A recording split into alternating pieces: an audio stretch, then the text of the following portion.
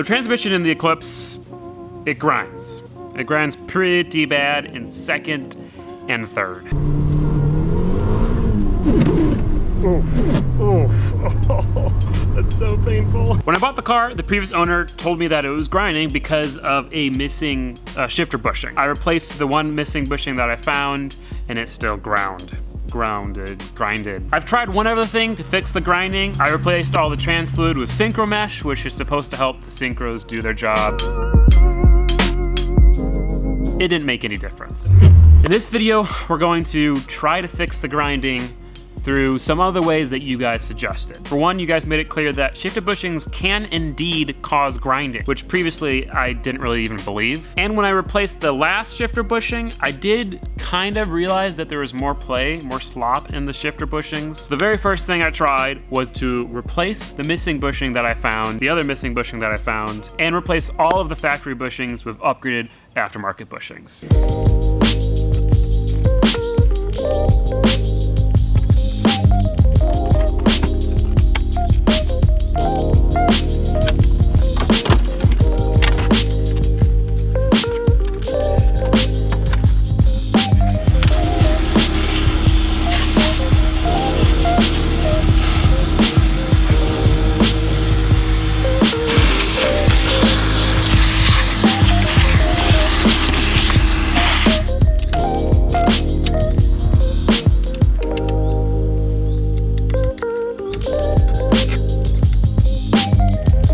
So this is where the system was missing a bushing. It was just completely gone. There was no bushing there. It actually had looked like one of the previous owners had attempted to fill it with some sort of grease or epoxy to replace the bushing.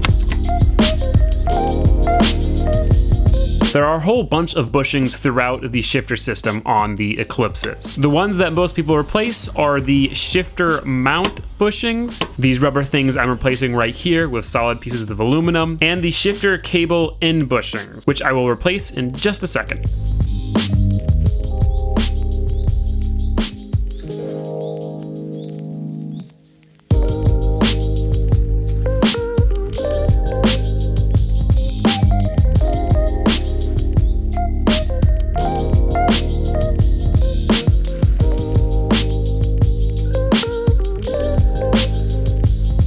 To replace the one missing bushing, I got a piece of plastic, stuck it in the lever, then drilled it out to the right size, greased it up nice and well, and it slipped right on and fit perfectly. Absolutely zero play.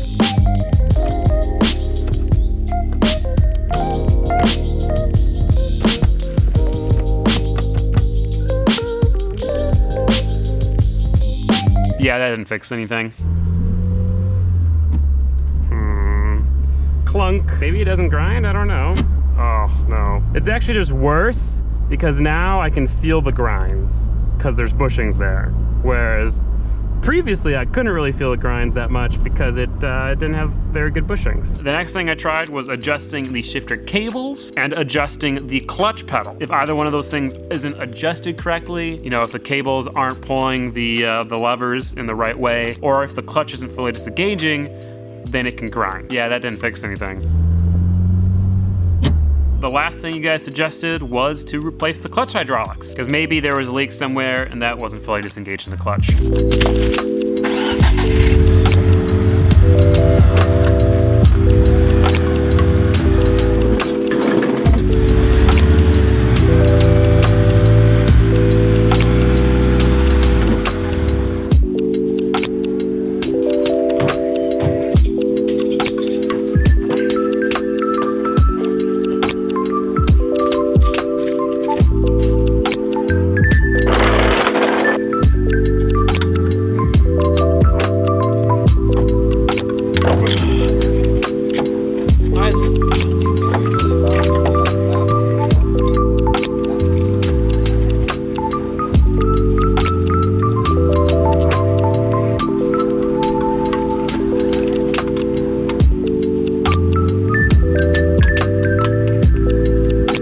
Love how I left all my tools right underneath the brake fluid leak, so the tools just got nice and soaked. Alright, push, release, push, wait, release again. Alright, push.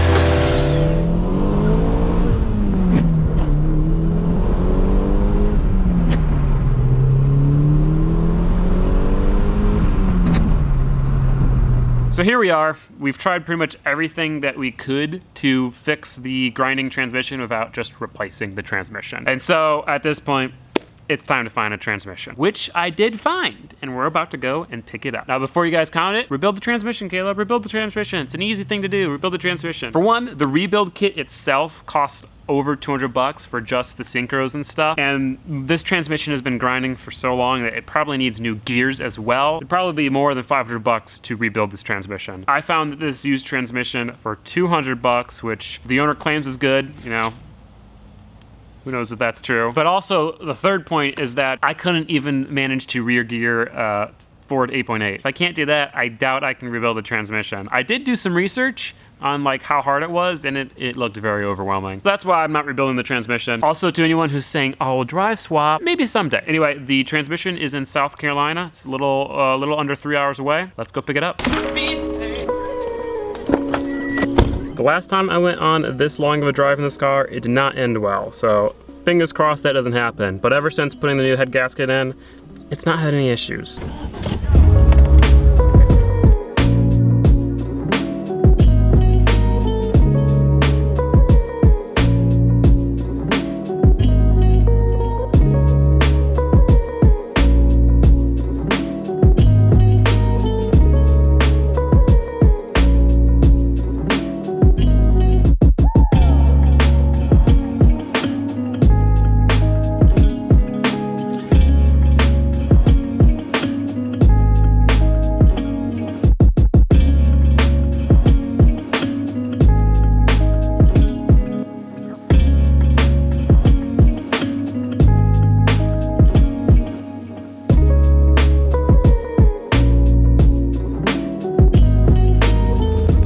And just like that, I have a new trans. You might be able to see, yeah, you can kind of see the top poking out back there. The guy was super cool. He had owned 2 Galant VR4s, which are pretty rare in the United States, and a few Eclipses and Talons and stuff. After owning a DSM for just a little bit, I think that's the one thing I've already noticed. It's got like a little bit of a cult following, and everyone's actually really super cool. It's just a cool group of people who own DSMs and are DSM enthusiasts. I'll show you guys when I get home, but the transmission is tiny on this thing. I didn't realize that. I mean, it weighs like 50 pounds. Like, it looks like it should be a pretty simple swap, so excited about that. The car got here totally perfectly, no issues, pretty good fuel economy. I mean, I still have half a tank left. Now we gotta drive 3 hours back, so goodbye, South Carolina. Nice knowing ya. Let's get back on the road. Wait, I'm already driving, obviously.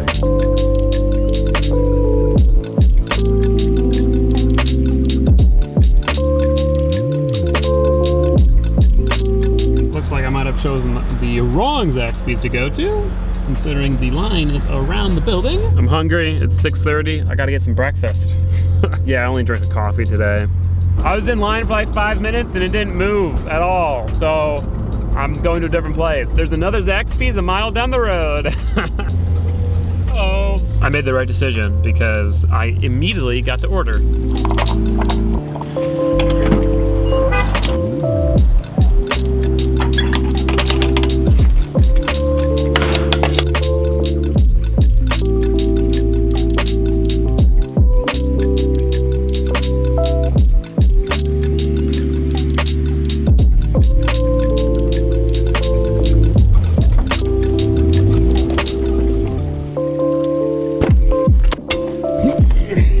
So here's the transmission.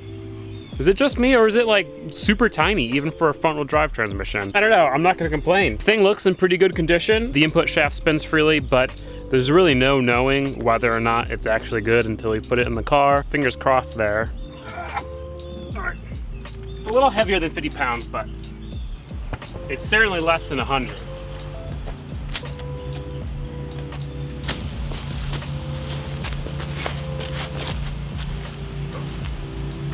I also got something else.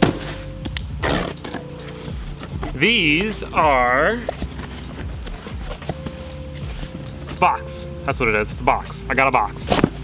No, these are actually new motor mounts. Look at these beautiful things. Cool thing about this is these are actually just motor mount inserts. So these will replace just the bushings in the factory motor mounts. These will do a great job at stiffening everything up because right now the factory motor mounts are soft and they're torn. Figured since we have to take some of the motor mounts out to replace the transmission, now's a good time. And they were only 80 bucks, so that's also pretty cool. One of the biggest problems about this damn house are the trees. I love trees, don't get me wrong, but they are not kind to the cars. Not only do they physically just drop branches and stuff, I mean, a big old branch fell on Molly the other day, thankfully it was fine, but they also drop lots of leaves, these weird seed things, and worst of all, sap. Right now, since it's fall, there is so much sap. And I washed it this morning, or yesterday, covered in sap.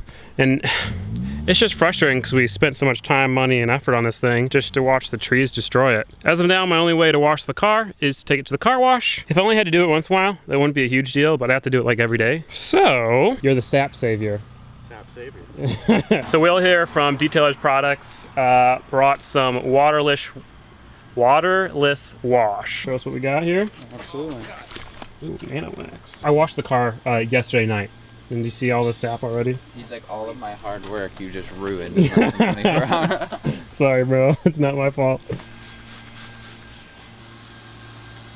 It's like night and day. Yeah. It looks beautiful. Like, this looks like a good paint job now. Yeah. Now the question is, how long does it last before it starts flaking off? It is starting to flake off on the trim. At least now I have some sort of way to battle the sap. Thank you, Sap Savior. And if you guys want to check out that product, is it on your website? Yep, assuming? it's on the website. Sweet. And you can get 10% off. Use my code. The truck's seen better days because it's been sitting outside. Tell them why.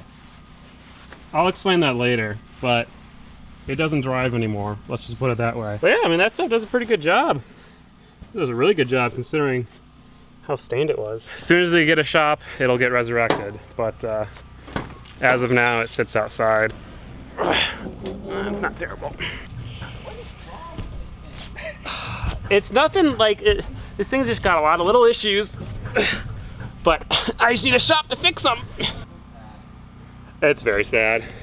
This is why these trees suck, because they're just destroying all of our hard work. Once we have a place to work, this thing's gonna get a belt-driven spoolie boy, along with some other stuff, so it'll get the love it deserves. In the next Eclipse video, we're gonna install this bad boy, as well as those upgraded motor mounts, but I do believe we are going to do some work on the Delica before that next video. So if you wanna watch that, the next video, check out my Patreon. Get early access to all the videos and access to a bunch of other exclusive stuff. Thank you very much if you do that. If you enjoyed the video, please give it a like. If you didn't, give it a dislike. Like and subscribe.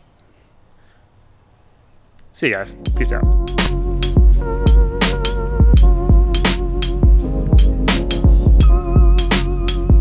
It's looking pretty rough.